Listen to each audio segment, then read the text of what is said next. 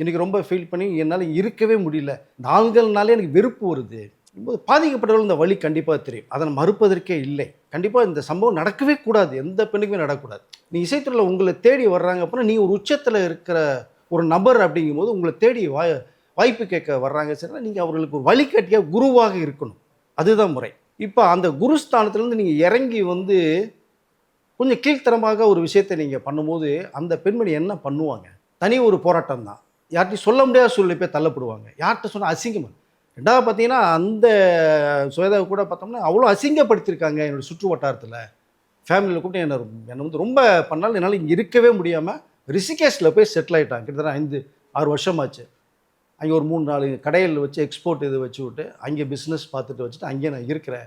சென்னைக்கு வர்றதுக்கே எனக்கு முடியல அப்படிங்கிற ஒரு விஷயத்த இப்போ வந்து சொல்ல வராங்க.